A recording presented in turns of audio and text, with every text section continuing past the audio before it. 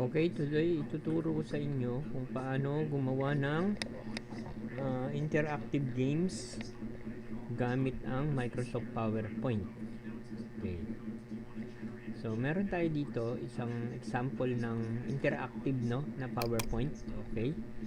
So, halimbawa ito, yan, context clue, interactive game. So, meron tayo ditong pinaka-control panel tayo, no? So, kapag clinic ko to, context clue, yan, mapupunta tayo kung ano yung meaning ng context clue. Sa strategies naman, pag i-click natin, so magpapakita yung mga strategies kung ano-ano yon sa context clue. So dito, meron naman tayong mga word parts, definition, synonym, antonyms, example. So pag click natin yan, mapupunta tayo kung alin doon, yung laman, yan, analogy, word parts, okay. Then, pwede na tayong bumalik. Pag pinindot natin yung exit, mag-exit. No? Yan. So, start. Click na natin yung start. Na kung napansin nyo dyan, kahit anong click ko dyan, pag yung cursor na yan, hindi yan gagalaw, no? Hindi siya magne-next slide kahit anong click mo dyan. Pero kapag ka hinover mo dito, may makikita kayong dito sa start, may makikita kayong icon na parang kamay. So, meaning clickable yan. So, start. Yan. Mapupunta tayo sa start. So, kagaya yan, kahit anong click natin, ayan, walang nangyayari, ano? So, maliban lang kapag click natin dun sa clickables, no? Yan, yung may icon na parang kamay. So, click to begin, click lang natin, ayan. So, ito na. The word dignity means even when police, ayan. So, pipili tayo dito, ano? So, kapag click natin halimbawa yung brave, mali yung sagot. So, sorry, try again. So, click lang ulit natin yung try again. Pipili ulit tayo, pipili ulit yung bata. Halimbawa, si, mali ulit. Try again ulit. Pipili lang yung bata. Ayan. So, kahit anong click natin dyan, kahit anong click, kahit i-click niya yung mga ano dyan, mga sagot, walang mangyayari unless i-try again niya ulit. Yan. So, halimbawa, self-respect. So, mag-highlight ngayon siya ng correct answer. You're right. Then, it's time na para mag-proceed dun sa next question. So, click next question. Okay? So, ayan. So, ito yung next question. Same pa rin. Ganyan. Okay, click to begin. Click lang natin. Okay.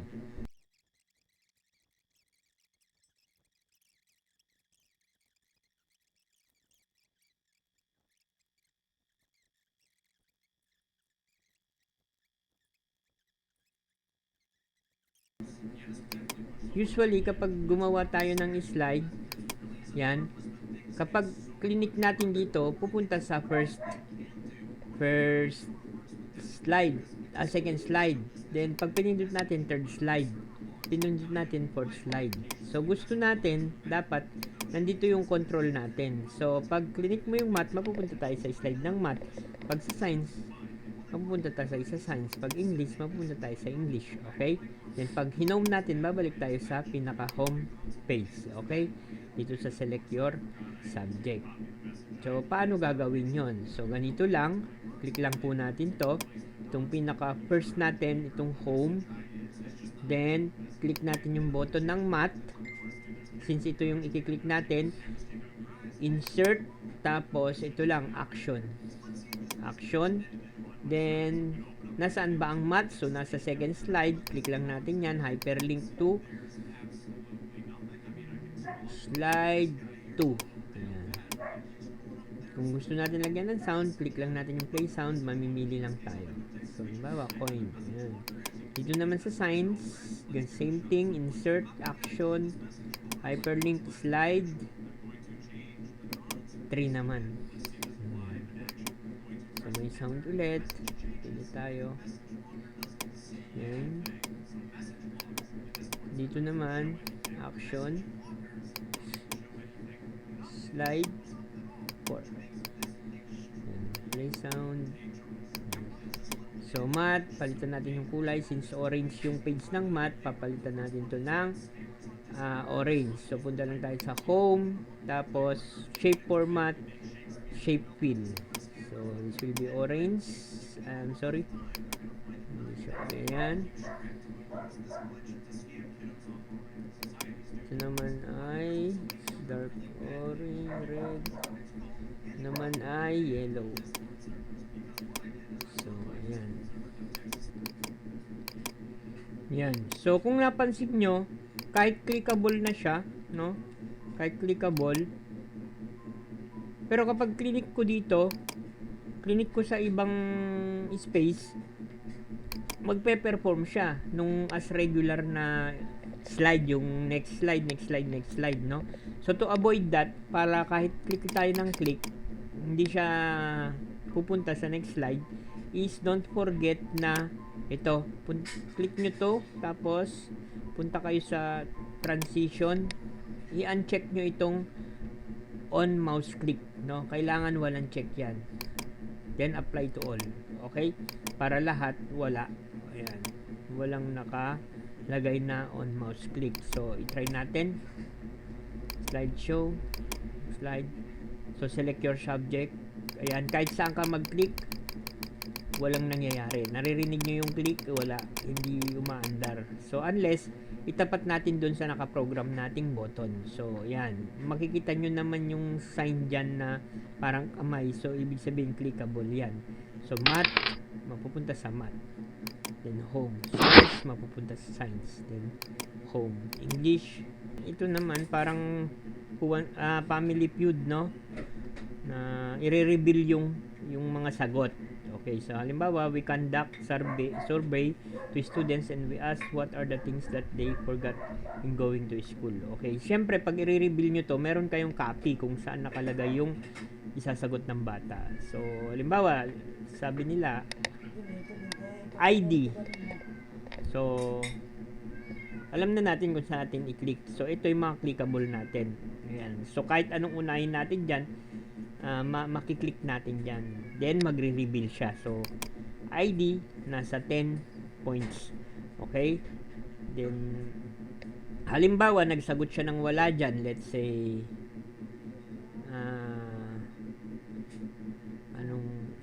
uniform. So, click lang natin yung X. Ayan. Ganun. Pag wala, click. Tapos, pag meron, notebook, sasagot siya, ballpen, wallet, ayan, ballpen, okay? So, assignment, ayan. So, gagayahin lang natin yung mechanics ng family feud, no? So, ganun, maire-reveal natin. Survey says, ganun, kasi click lang natin, mare-reveal natin. So, paano gagawin yun? Ganito naman po yun. Maglagay tayo ng pagsusulatan natin, no? Ayan, so, box 1, tandaan lang natin ha, kung anong box yan. Box 2, copy-paste na lang natin para mabilis. Ayan, Ctrl-C, Ctrl-V. So, kunwari, apat lang, apat. Lalagyan natin ang score. 30, 20, pababa ng pababa, 15, okay, 10. So, kunwari, ano yung tanong mo? Siyempre, i-relate mo dyan. So, according to survey, ganyan. So, what are the most subject you like? Halimbawa lang naman, you like. Yan. So, pinagkanda ka ng survey. So, kunwari, ang is Filipino. Ang top answer. So, yan, Filipino. Depende sa total ng survey mo, no? So, next naman, gusto nila English. Okay. Yan. AP. Yan. Tapos, ang huli nila is math. Ipagandahin nyo na lang. Sabihin natin.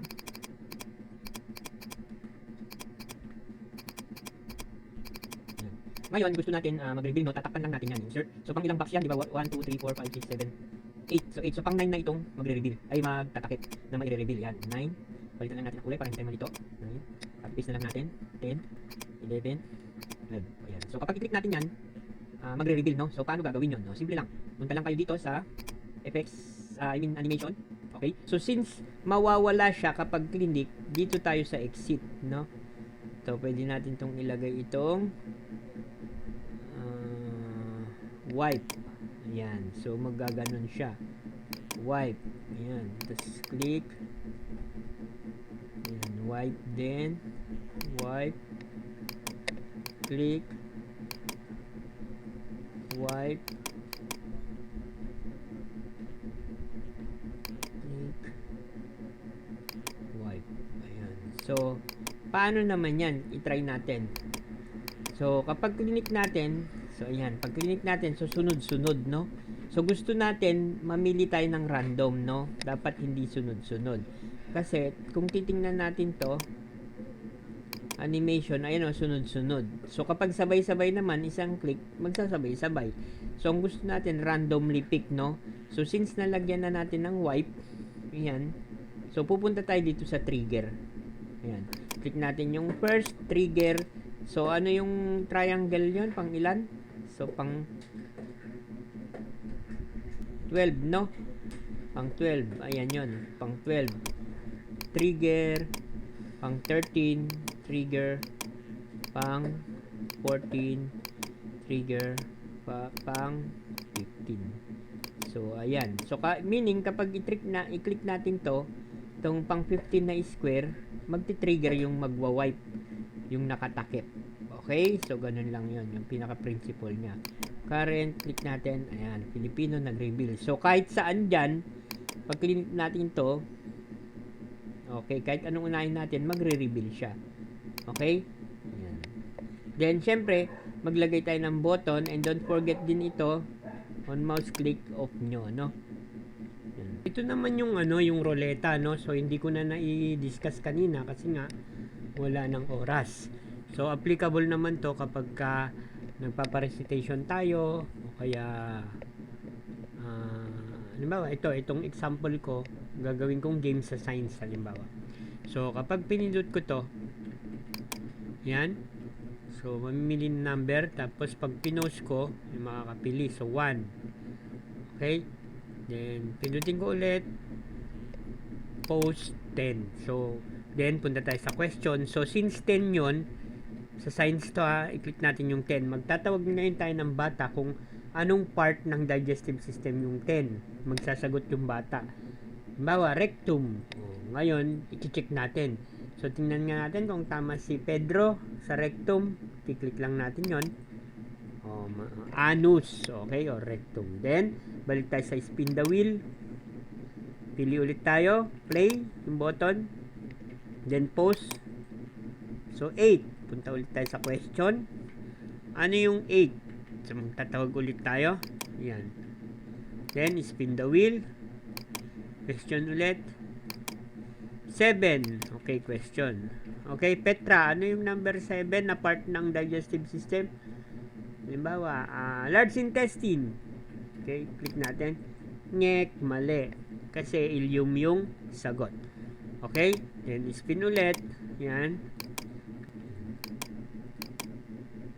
So, maglalagay lang tayo ng insert graph. Chart. Ito. Piliin natin yung pi. Pi. Yan. Okay. So, meron tayong pi dito. Then, isi-set natin ngayon yung value ng pi. So, halimbawa, ilan ang natin, gusto natin. Ilang item. Halimbawa, 10. 1, tapos control lang natin, drag hanggang 10. Yan, 8. Magpa plus 1 lang yan. 9, 10. Okay, ayan. 10 yung laman ng ating pie chart, no? So, kailangan equal yung kanyang partition. So, let's say 3. Yan, drag lang natin. 3. Okay, so yan na yung 10 partition na 3 ang mga value, equally distributed yung partition nila. So, ayan. So, burahin na lang natin to. Delete lang. Select lang natin, then delete. So, ito na yung pie chart natin. So, ito yung magsisilbing ating spinning wheel. So, click lang po natin to para malagyan ng label.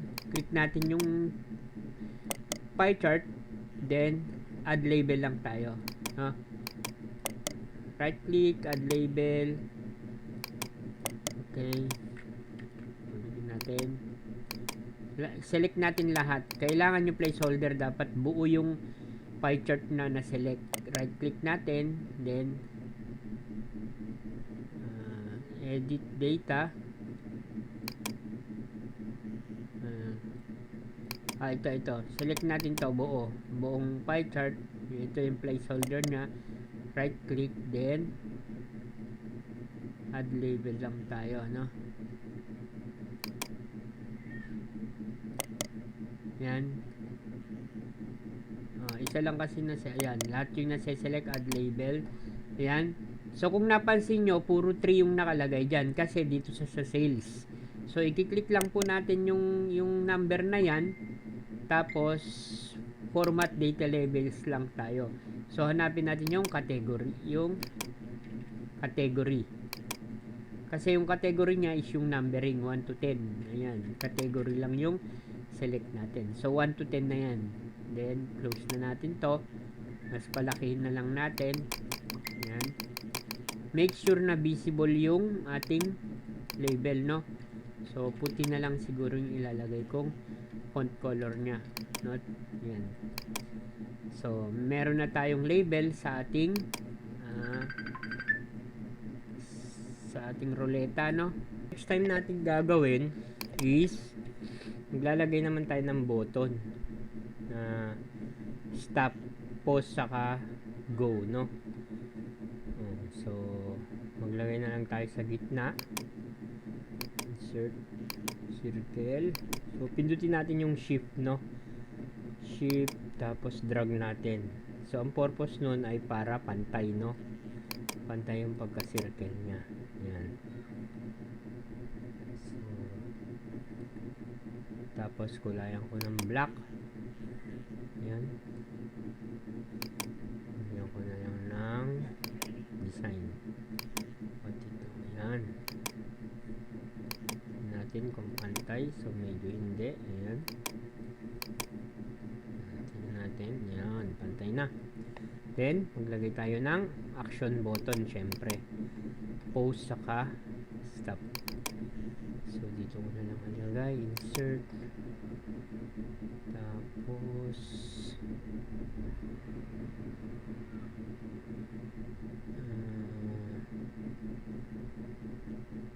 text. Ayan. Symbol na lang. Symbol. Tapos, dito tayo sa webbings, no? Kasi nandito yung mga symbol ng play, stop, ganun. Pause. So, ito, play, insert. Yan, tapos stop or pause, insert.